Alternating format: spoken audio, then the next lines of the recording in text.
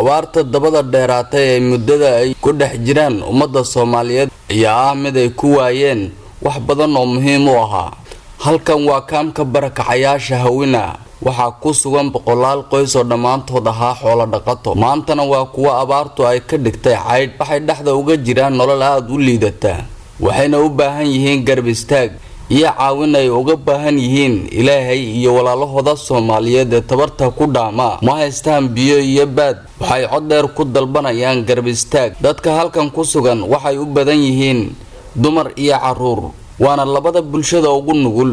markay abaartu xoolahoodii dhaafisay ayay ubadka halkan ula soo cararaan si ay u helaan nolol u dhaanta goobihii ay ku sugnaayeen oo ahayd halkay xooluhu kaga baaba'een.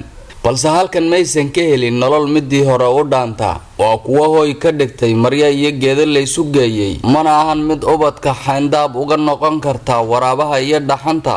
waa kuwana qaar ka mid ah dadka halkan ku sugan oo ka hadlaya nolosha ay ku sugan yihiin.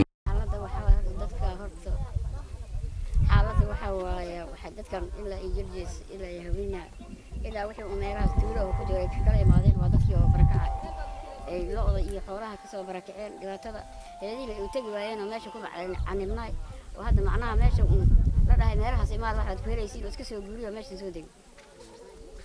dadkan ma dad horay tuulooyinka u deganaaba mise waa dad xoolo dhaqato oo dadkii ay abaarta xoolaha dhaafisay ku jira? ma wax tuulo ka soo guuriyo ma ku jira, hadii muusan waa wax yar iska soo raacay. macnaha dadkan waa dadkii abaarta ay soo erisi oo awal meel ay istaagaan bala haddana macnaha meesha looga sameeyo xaro. waa gar ma jirtaa cid aad taakuleen ka hesheen oo ama dhinaca hay'adaha noqoto ama dhanka dawladda ha noqoto idin garab istaagto oo idin qabato? may wixii hadda kadib Ilaahay noo keen koorma jeeyo hakada koor aan meeyo. xagee ceel idin ah ama biyo aad ka heshaan? ceelkii biyaha dadaaba ishaada ku muuqataa meesha meel hadda ceel laga qodayna ma aha. biyahana raga lacagta bixiyo oo booyad dookeena oo bacyaha ku shuba oo kuwaas iskaga hirgalnaa ku barina. Hawina dadkan deganahay xoolaaleyda oo xoolaha ka soo xumaaday. xoolaha aad adiga lahayd maxaa ka mid ahaa? loodi waa baba loodi aad adiga dhaqanaysay lahayd ma waxba halka ku sugan mise way dhamaatay? waaba dhamaatay, neef kuma joogo. hal neef kama joogo? marka horena qoys bal waxaad nooga warantaa nolosha aad hadda ku jirtid waa mid see ah? nolosha aan ku jiro Ilaahay bas Ilaahay shaqo ku leeyahay. aniga meeshaan aan joogaa wax hadda nolosha Ilaahay ahaay ilaa gacan u baahana gacan oo bini'aadmi xaqiisa iyo jahay Ilaahay ku imaatay. meeshaan aan go'toon ku nahay waxaan isla haynana ma laha ka biyo baad. waxa ugu daran ee hadda halkan laga rabo maxay tahay? waxaan laga rabaa in bamar biyaha laga rabaa, baadka laga rabaa. maystiran ku jira kabta ay ilmuhu idin seexdaan dabcan waa hooy laga sameeyay maryaha aad xiranayseen. idinkana dumar baad u badantiin, caruur aad u yar tahayna waad haysataan. miyeenan waqtiyada qaar ka cabsanin inuu waraabuhu ama bahalada ilmaha idin kala baxaan? waxaan isla haynaa male maxaa ma haysanaba gurigayna basaas waxaan wax oo meelaha aan ka soo aruursanay waay. ma bas guriga waxa lagu qaadaa horta gaari joog ma laha.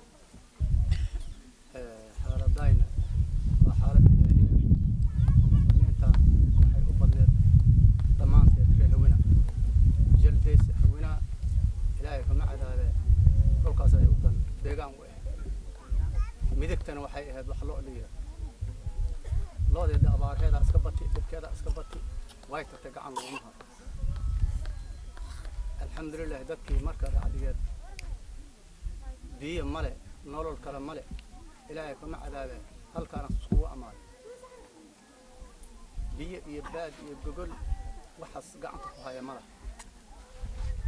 biyaha hadda meeshaan oo antaano halka Ilaahay isku amaaday walaalahan oo lacag ka bixinayo loo keenay ku nool haddana waa iska dabago. marka dhabkaas waa iska jira Ilaahay aana bixin kara. dhinaca kale agaasimaha xafiiska maareynta iyo masiibooyinka ee magaalada Toobley Cabdimaalik Budul oo goobta tagay ayaa baaq u diray cid walba oo caawin karta dadkan.